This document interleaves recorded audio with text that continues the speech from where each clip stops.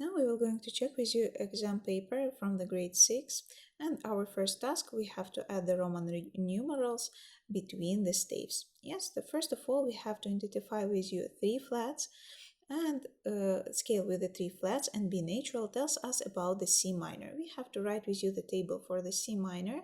It will help us to confirm all the chords. And we know with you that for the end we have to use with you the perfect cadence in the chord 1C, 5A and 1A, then 6 chord inversion A only, and we repeat the middle. And for the diminished chords, we as well have to repeat the middle one. So let's start from the back. So at the end, we have to try to use with you the perfect cadence. So it always going to be with the B natural. So B natural belongs to these chords. C, E, G. We remember with you that we have to try to use with you the 1A, if it's possible. Yes, it's fine.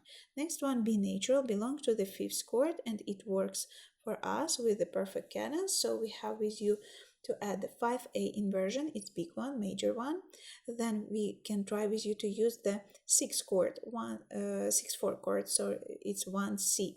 1C is suitable for this because G is easy, is not busy. So the next two notes are D and C.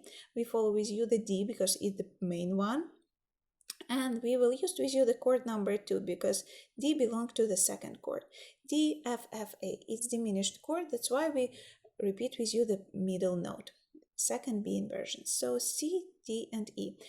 So the E note belongs to the 3rd, to the 5th, and to the 1st. So we will going to use with you the first one, C, E, G. C, C, E, G. So E was used, G was not used, so it's going to be 1A. Next one is the D note, which belongs to the 7th as well, and we can use it. It's diminished chord. We remember with you that we have to repeat with you the middle note, D. In this case, we can use with you either inversion A or B, up to you. The C note belongs to the 4th first. I would like to use the first, but it's going to be the minor, C, E, and G. So we have C, C, E, and G. Where the C used, G will not used, we can use with you 1B inversion. G note we can find in the chord number 5, and G, B and D, B natural, G, G, B, D, G was used, so we can use with you inversion A. Now the note F. Note F we can find in 4th and the 2nd. So 2nd was used before, 4th we didn't use before, so F, A, C. I would like to propose for you the chord number 4 and inversion B. Now the note E. Note E belongs to the 1st, to the 6th, so anyway it can be the 6th as well. 6 is major and we use it only in inversion A. Next one is D. D note belongs to the 5th. It's very good join between the 5th and the 6th. Yes, so it gives for us interrupted cadence, the cadence which can be used in the middle of the piece. So we can use with you 5A for it because it's the best join between the 5th and the 6th. So the next one is the note E. The note E we can find with you in the 1st chord, and C, C, E, G gives for us the reason that it can be only inversion A. Next one is D note. We have to choose between 2nd and 5th, so I would like to use the 2nd, D, F, A. F, F going to be repeated twice because it's diminished, and the starting one is the first one, C, C, E, G, and we can choose with you either between inversion A or B. I would like to use the B one. Next example, the top one we skip with you. Next task, we have to write with you the 4-part voices for SATB, and we can find with you no key signature and accidental, which tells us about the minor A minor with the G sharp, which going to be used. 5/3 chord, repeat the lower note. 6/3 chord, repeat the lower or the upper note. Chord number 6/4, repeat the upper note only. And now let's see with you the next. So this is sharp, it always going to belong to the G sharp. And start from the back. We have with you here A, C, E. The sharp tells us about the 3rd above the middle, above the bottom, it's C sharp going to be. I try to use the wider solution, so I use the note A, C sharp, and E, add the C sharp, and another A here. Remember that the distance between the voices should be not more than octave, except of the bass and tenor. It can be bigger. So the next chord is E, E, G sharp, and B. And we try to find the closest solution for all of them. Remember about the G sharp and the dotted crotchet value. A, the bottom note, so it's going to be 5/3 chord, A, A, C, E. We try to leave the notes on the same place and to find the closest solution for them. Then the note B for the 6th chord, it's going to be G sharp, B, and D. And this is the chord which is chord number 7, yes? So we remember with you about the minor key that the second is diminished, then so the first is minor, second is diminished, third augmented, fourth minor, fifth major, sixth major, and the seventh is diminished. In diminished chord, we have to repeat with you the middle note. This we remember from the previous task. Yes, so we repeat with you the middle one in the diminished. So in this case, it's going to be G sharp, B, B, and D. So we have G sharp, B, G sharp, so then B, and another D. So like this, we used all of them. So next one is the 6th chord, A, C, E. Is the normal chord, not diminished, so we just used with you A, C, E, E. We can choose with you between them. And again, to find the closest solution in between. You can see that I have 2/5, but I want to be sure with you that the 1/5 is perfect, another fifth is diminished in our upper voices between soprano and alto. Next, this chord which I start to write, it's F, A, and C, and we find the closest solution. Here you can find 2 chords over the E, so it's going to be E, E, G sharp, in B.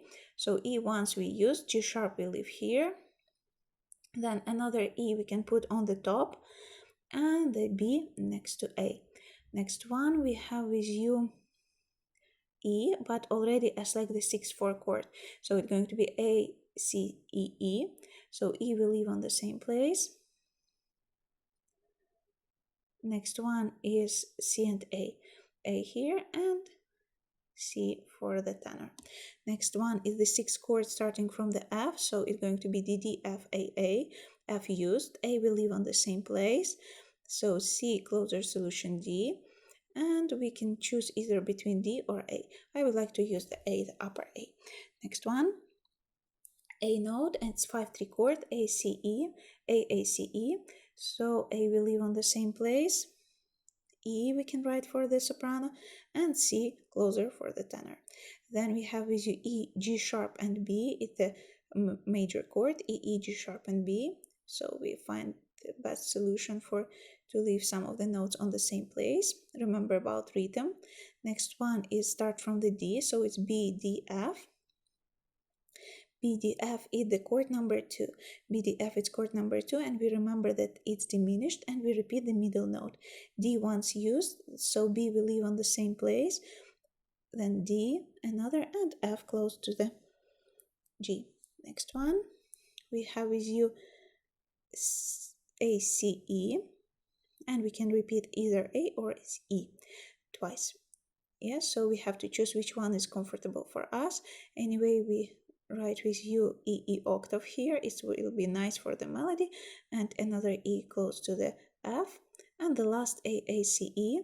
We try to leave as much as we can on the same place in the middle voices, and the melody we can move. So we add the rhythm and we complete this task already. Let's see with you the next task is the composition with the modulation. This composition for flute, we have modulation to the dominant key. In 8 bars we have to stay with you. So it's E major key, no accidentals, we have to go to the dominant key, and this new dominant key going to be B major. So we have with you 4 sharps and 5 sharps. Let's rewrite with you the opening. Let's make the plan, the table for our composition. So F sharp, C sharp, G sharp, and D sharp. We have to write the key signature twice, time signature once. We rewrite with you the opening. We can find it's already complete 2 bars. All performance direction. Complete the all others. And remember, bar 3 gives for us second or fourth, fifth. The bar number 5 pretty repeat what we had before, so with the small changes. I would like to use the small changes for it, not the big one. Something like this. So the melody will be more movable. And now write the table for it. We have to find with you the pivot chord between the E major and B major. We remember that the difference are with the 1 sharp, A sharp. So each chord which has A not work. But the first EGB works. So we have with you the pivot chord where in A major is the first, in the B major it becomes fourth. It's very comfortable for us for the pivot chord. And after we will have with you fifth and first. So here the notes F, A, C. So we tried to find with you the nice join between these chords, and you can find that all these notes are written in the high register. So let's leave them in the high register as well. And let's try to follow with you the same melody rhythm. So the quavers mainly. Next one is BDF. Again, we make these notes B, D, and F on the strong beats, and then to add the passing note in between. We can add with you the slur, some performance direction, which already complete our first sentences. Next one, EGB. EGB is our pivot chord. Again, we add these notes on the strong beats and imitate the rhythm which was given for us before. It the quavers, some crotchets, but like it's plays close to the end, we can use with you the quavers throughout. Next one is the chord number 5 from the new tonality from the B major. It's going to be F, A sharp, and C. And we remember that we have to add with you the A sharp. I will add it here twice with a big jump. It will make for us the bigger tension to close our melody in the B major scale to make it more stable in the new key. So we have to remember that the best way to erase after everything, to add the performance direction, remember about it. Like this you have complete clear melody.